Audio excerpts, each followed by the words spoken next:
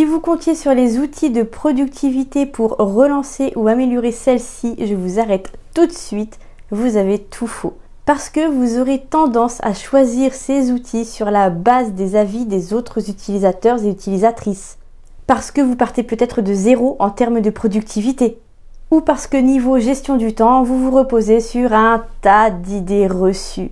Et c'est pas votre faute, hein, elles ont la dent dure. C'est d'ailleurs ce qui fait tout l'intérêt et ce qui fait ma volonté, ce qui a fait ma volonté de vous proposer cette série de vidéos sur les petits et gros mensonges de la productivité. Enfin, dites-vous que les créateurs et les créatrices de ces outils de productivité n'ont qu'un seul but et on ne peut pas leur en vouloir, que vous les utilisiez ces outils.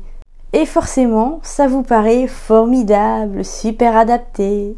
Mais souvent, dès la première utilisation, c'est la douche froide. Interface peu intuitive, outils incomplets, inadaptés, ou vous vous attendez carrément à des miracles au bout de quelques jours d'usage.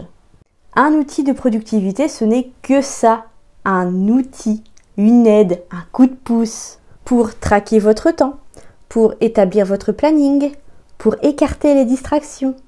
Bien sûr qu'il ne fera pas le travail à votre place. Bien sûr qu'en amont, il vous faudra apprendre à gérer un minimum votre temps et à choisir l'outil de productivité qui vous correspond. Voici à ce propos quelques tuyaux pour choisir convenablement l'outil qui vous correspond parce qu'il est hyper important de choisir un outil qui répondra à vos besoins et à vos problèmes et qui les résoudra tant qu'à faire.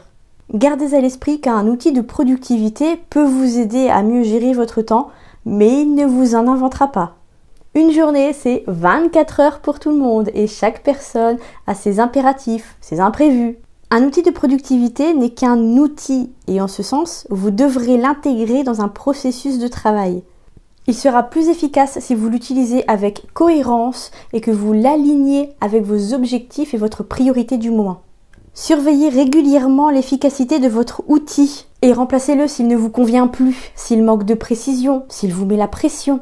Ne cessez jamais de vous discipliner et d'apprendre de vos échecs, vos réussites, vos imprévus. L'apprentissage est, selon moi, la clé de voûte d'une productivité saine. Et j'insiste sur saine. Pour veiller à votre santé mentale, à vos loisirs, à votre vie de famille. Pour écrire votre roman dans des conditions optimales en fait.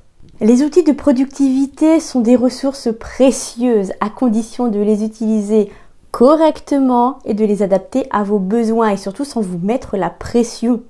De tous les outils de productivité que j'ai utilisés jusqu'à présent, Freedom, Focus at Will, Clockify, je n'ai jamais cédé à plus d'un à la fois.